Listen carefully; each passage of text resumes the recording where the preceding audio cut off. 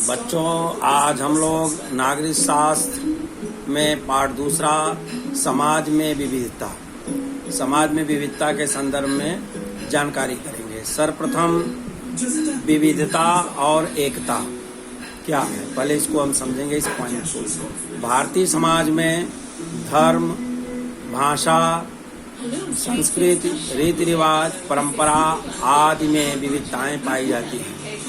यह विविधता ही हमारा सांस्कृतिक वैभव है। भारत के विभिन्न प्रदेशों में भिन्न भिन्न त्योहार, उत्सव मनाए जाते हैं और विविध ऐतिहासिक विरासतें पाई जाती है। इन प्रदेशों के बीच इस विविधता का आदान प्रदान होता है। वर्षों से एक साथ रहने के कारण विभिन्न समूहों में एकता की भावना निर्मित होती है। विविधता ही हमारी शक्ति है। विभिन्न समूहों के साथ मिलजुल कर रहने का अर्थ सह अस्तित्व अनुभव करना है।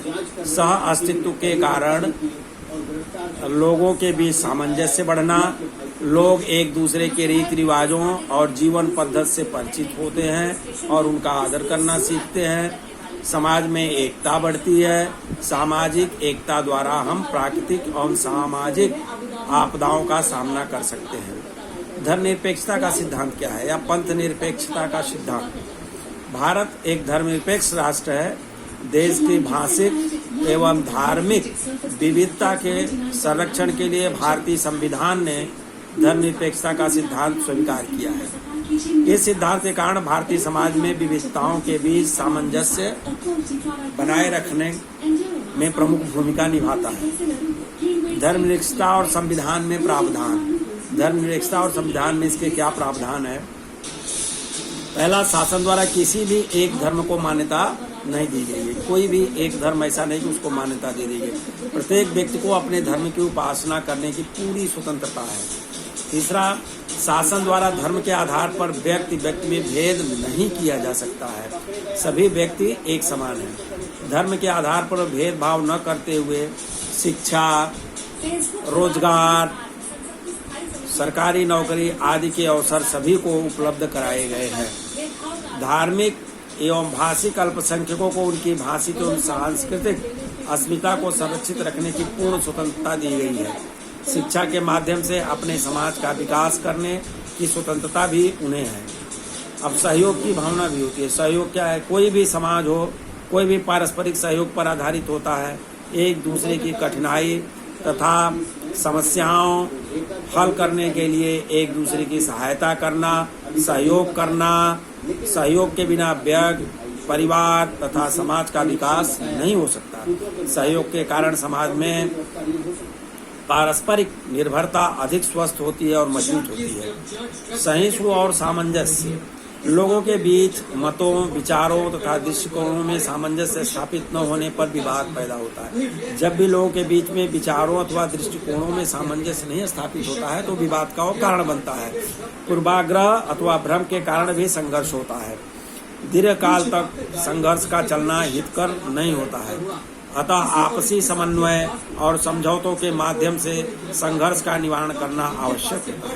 सामंजस्य से नए विचार आत्मसात होते हैं। सामाजिक जीवन पद्धति या सामाजिक जीवन समृद्ध बनता है और सहिष्णुता में वृद्धि होती है और सामंजस्य स्थापित होता है तथा शांति बनी रहती है। विविध भूमिकाएं। समाज में रहने वाले प्रत्येक व्यक्ति की विभिन्न भूमिकाएं निभानी पड़ती है। प्रत्येक के कर्तव्य निश्चित होते हैं। इन भूमिकाओं के कारण हम परिवार तथा समाज के अनेक लोगों से जुड़े होते हैं। इन भूमिकाओं के परिवर्तन भी होते रहते हैं। वर्तमान भूमिका को बताने वाला चित्र एक मैं आपको दिखाता हूँ, आप उसे देखिए। ये है, ये तुम माने आप हैं। आपका क्या दायित्व है? यहाँ विद्यार्थी, विद्यार्थिनी, ये माता पिता का पुत्र और पुत्री, दादाजी व दादी जी का पौत्र और पौत्री का जो रिलेशन है ये निभाना पड़ता है आपको। विद्यालय के मित्र मंडल का सदस्य होना, कक्षा का प्रतिनिधि होना, तो सबकी भूमिकाएं आपकी क्या क्या हो सकती हैं।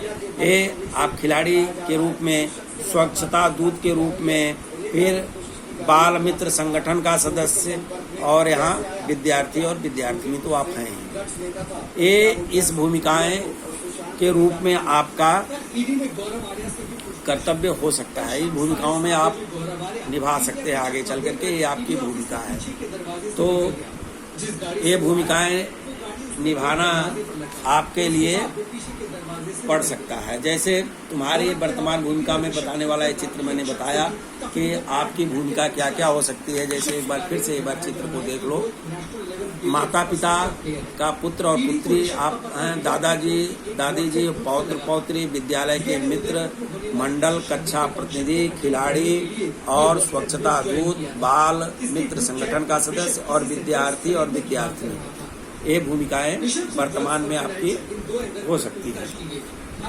अब समाज का नियमन क्या है? समाज का नियम एक होता है। समाज का नियमन, समाज का व्यवहार सुचारू रूप से चलाने के लिए नियमों की आवश्यकता होती है।